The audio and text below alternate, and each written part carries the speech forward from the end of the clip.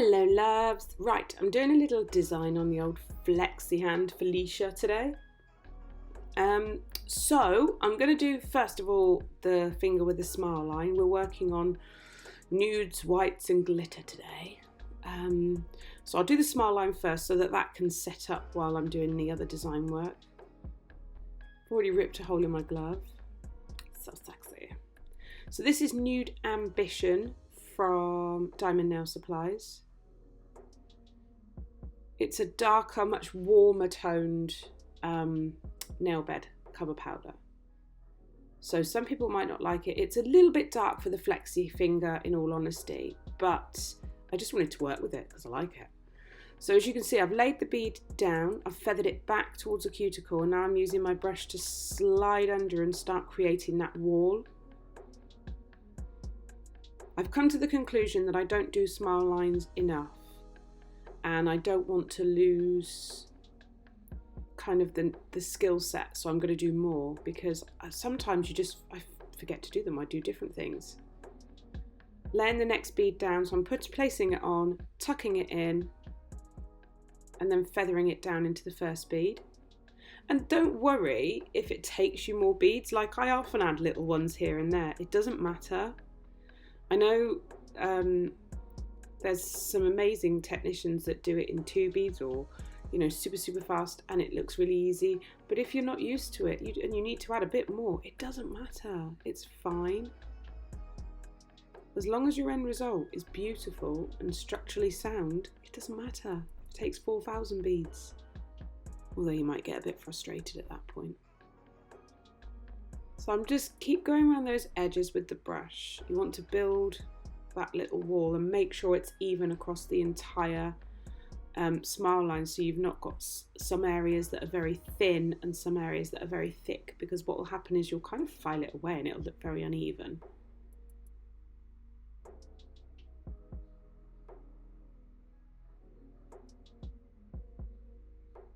And I just went in with a bit more there because I felt that the side was a little bit lacking.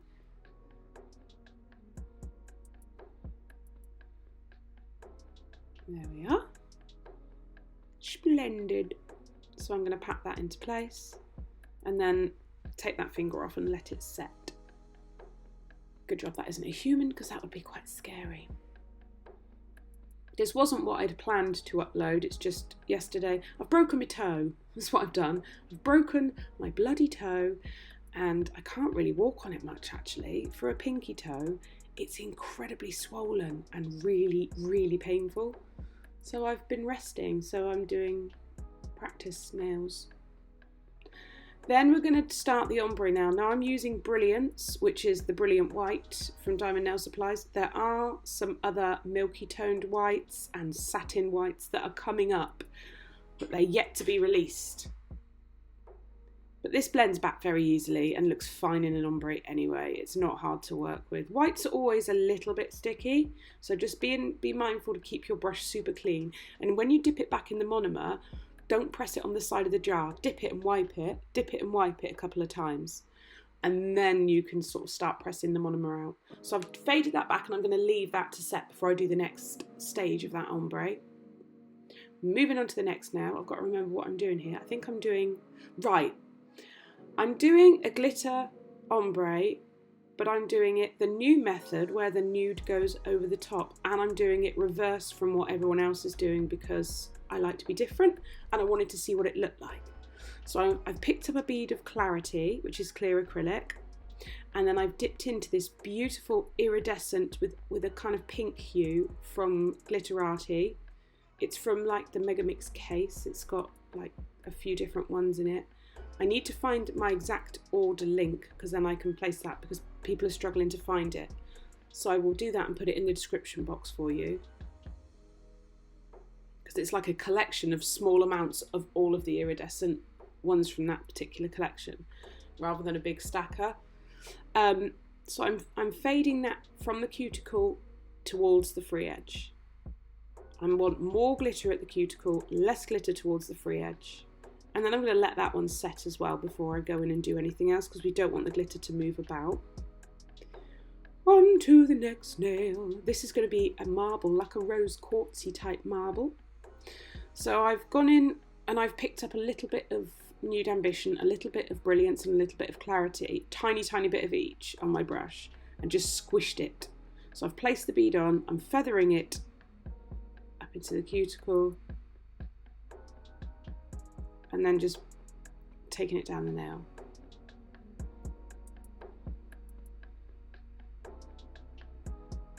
And there's not much difference in there. And then I'm going to do each bead individually. So a bead of Brilliance, nice and wet. It still doesn't run too badly when it's wet, which is good because I don't want to be chasing it. Ain't nobody got time for that. And then just take your brush and run it nicely through, up and down. You can do it any way you want, really. You get the result you want by playing with the product. So don't feel you have to do it any particular way. And then there was a little bit too much white there, so I'm just breaking that up with a little bit of Nude Ambition. These three colours go so well together. I wasn't sure if Nude Ambition would be a bit dark, but actually it comes up lighter in the marble and it looks stunning. Same again, bead of Brilliance, bead of Nude Ambition, and a bead of Clarity, and then run my brush through. If I had a rounded brush, I'd bring it to a point. This one doesn't come to a point as easily, so I could have used my Glitter Fairy brush to actually go through it, the marble. I might try that next time, see if it has a better effect. I'm sorry if I'm yawning. It's 8 o'clock in the morning and I've been up since 5, thanks to Oliver, so I'm a little bit I've only had 2 coffees. And we're just doing the same again, but this time I'm using Clarity first because we don't want too much of the same colour in the same area. And I'm not going to use any white yet because there's quite a big blob of white there with the nude running through it. Just going to put a little bit more nude in there. There we are. Look at that. Really sweet. Love it. Right, back onto this ombre now. So going in with Nude Ambition, nice little wet bead first on that join line. Place the bead on, feather it in, and then drag it down the nail. And then for the cuticle bead, but still quite thin, it's not the final bead.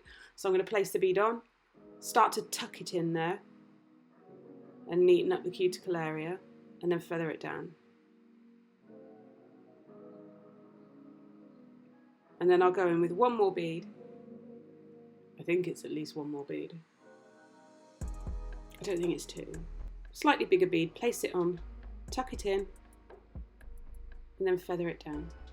This worked really well, I was very happy. I did get a little bit down the sideboards there and I was a bit pissed about that, but such is life. Just a little bit too wet.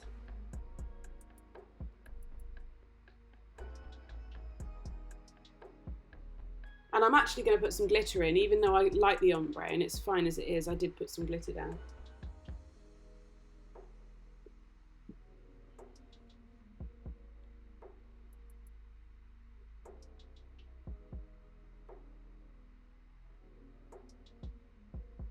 So I've just picked up a small bead of the Clarity clear acrylic and I'm going back in with this Glitterarty iridescent glitter. It's super, super pretty.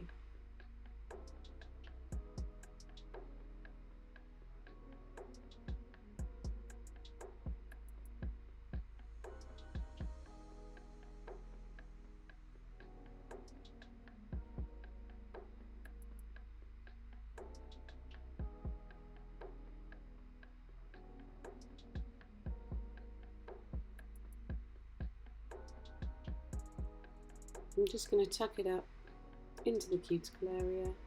Not too close, but not too far. Nice and neat. Beautiful. Right, let's go back to this ombre then. As I said, normally people do it the other way around, but I just wanted to be different and see how it looked. So I'm placing the bead on, tucking it right up to that free edge there, and then feathering it over the glitter.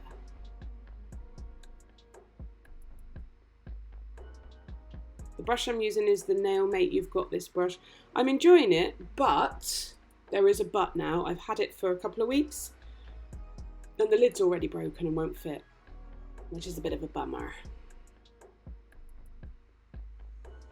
It just won't fit anymore. It just falls off. I don't know what's happened. I still like the brush. I just wish it had the lid that worked. I've probably busted it somehow, knowing me, or my clumsy ass.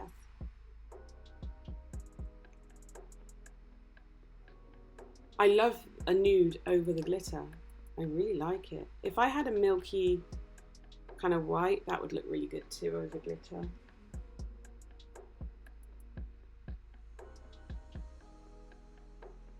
Just a little bit more. I like the fact you can work quite wet with this system and still have the pigmentation as well. Okay. We're going to go and cap these now before we file in the smile line, because you do not want dust on your design work. So place the bead on, tuck it in and feather it down.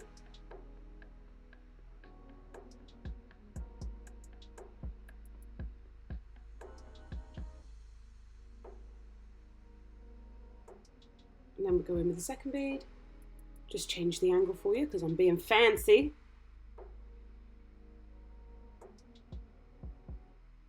Place the bead on there and then feather it back into the first bead and then tease it down to the tip. Just nice and gentle. I think the trick is just gentle strokes with your brush. It's very easy, especially if you're quite new, to be quite heavy-handed, to not know your pressure right, but that's down to muscle memory, so practice makes perfect. And I just turned it to the side and thought, oh, there's a little bit of a dent there, a little bit of an inconsistency. So you go back in, place the bead, and just right any wrongs. Because when you're working with a marble, it's an uneven surface.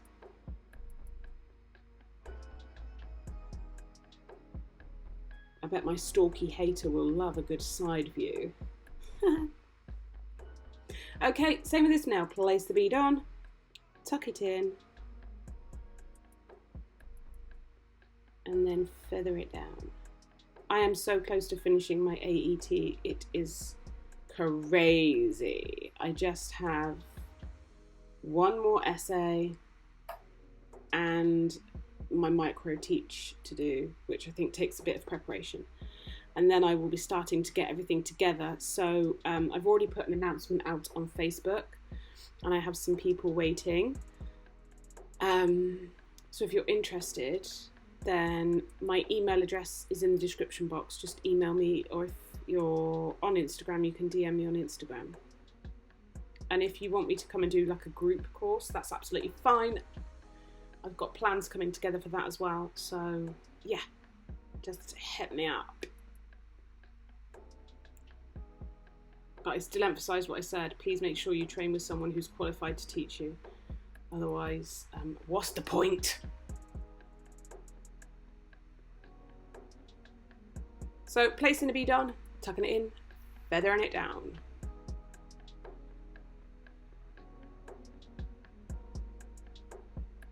It's a cute little pinky nail, isn't it? Such a cutie pie.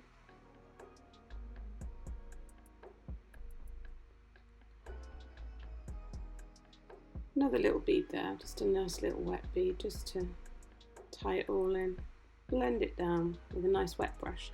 Right, let's get this smile line crisped up. So I'm using my Glitter Planet, the steel file. This is great for smile lines and colour blocking. And I am using it more on the body of the nail as well, because although it's the same grit, you know, you can have two 180 grit files, but there's something about the way this works because you get less resistance, so it's more efficient, which means it's sharper, and that's how it feels anyway.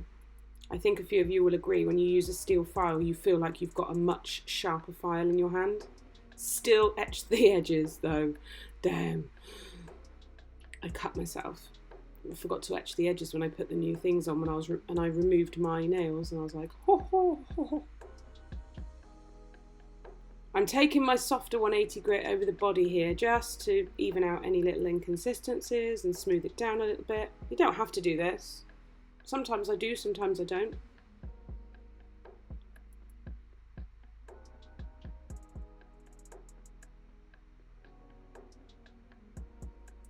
Look at my nail breaking out there. I want to break free. Dust away all the debris and dusty stuff, and then I'm going back in again because I was just not happy. If you're not happy, take the time, go back in. Don't think, oh, it'll do. Don't think that, because at the end you'll feel like you've done yourself an injustice. So if you're not happy, keep going until you are happy. Otherwise, I know it might take a bit longer, but it's not worth all that work to then have that one thing that really annoys you afterwards, because you'll regret it. Trust me, I've done it.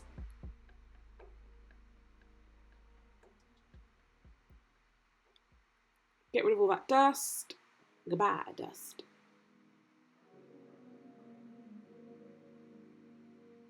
And now I'm going to go in with brilliance. I'm doing a French. I know, I hate French, right? I'm doing French. Somebody stop me. So I'm just wetting it with monomer. Always do that. I always do. I feel like the surface is then ready for adhesion.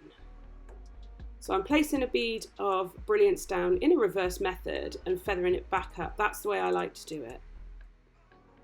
For a start anyway. I feel comfortable doing it that way. Some people are taught differently. Some people adopt their own methods. The end result is the same. Placing a slightly drier bead up into the wings, teasing it in there with the brush. Doesn't matter if you go over the smile line, because you can file it off.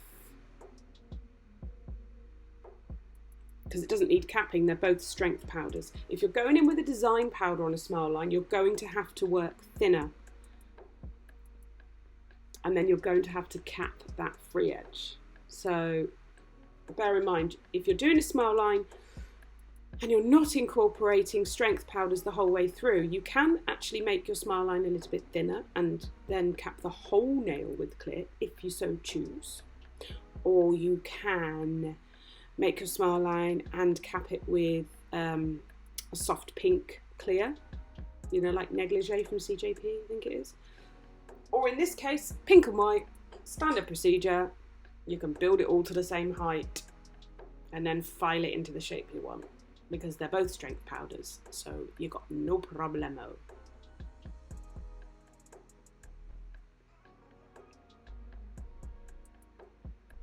Now I went in with my Young Nails 100 grit file, and then my hands were hurting and I was like, yeah, this is not happening, actually. I'm not doing this. So I got my e-file out. Marwin asked me about the flexi hand and can you pull the nails forward and practice infills? Yes, absolutely. I've taken the length off the end of this tip. So if I was practicing infills, I'd probably keep it full length, but it goes quite far up into the cuticle area of the finger. So you can pull that down and practice an infill all day long. That's why I like it.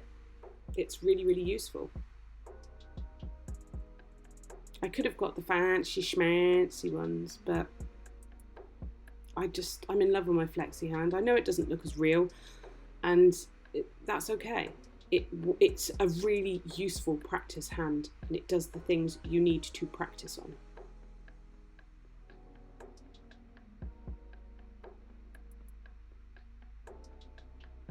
I'm doing the rest by hand now. I just wanted to take off that bulk at the smile line. I wasn't worried about contouring the whole nail with the e-file. I've got this sturdy file here to do most of the leg work, so I'm not fussed. So I'm doing the same as normal, sidewalls and chatting, so I'm forgetting what I'm doing. I'm going to start contouring the nail itself. Always work in a sweeping motion. If you work in one area, you're going to end up with like a dent. So bring that file around. You can always go back and crisp up the sidewalls if you feel like you've lost any crispness. But when you're working on the nail shape, you want it to flow left to right over the nail. Or right to left if you're left-handed.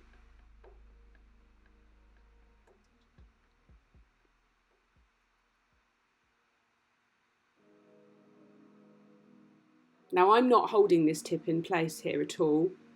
So if you want to hold the tip in place, you just press down at the top there a little bit like that. See what I'm doing now? It's not hard, because you always go a size or so bigger than you need, and then it will stick right up there. There you are, look. I'm just using my Kirsty Meakin nail buffer, which I love. I'm going to try her forms out today. So excited. Right, they've all been filed and had a little acetone wipe over to smooth them out. We're going to go in with top coat. This is Diamond Nail Supply's Tack Free Top Shine. Yes, I got the nail right. This is my favourite nail. Oh, I don't know actually. Yeah, I think it is. Oh, I'm not sure. No, I'm not sure if it is my favourite nail. This one turned out pretty cool. What do you think? I know it's different. People don't like change. Change can be scary. Then you've got your traditional French, which is nice. I mean, yeah. Don't like doing them, but there is a place for them. And they are very classic. And then our cute little ombre with the gliss fade. And that's that! That is that. I shall be filming my nails for you this week. And yeah, I'll see you in my next video. Tally bye!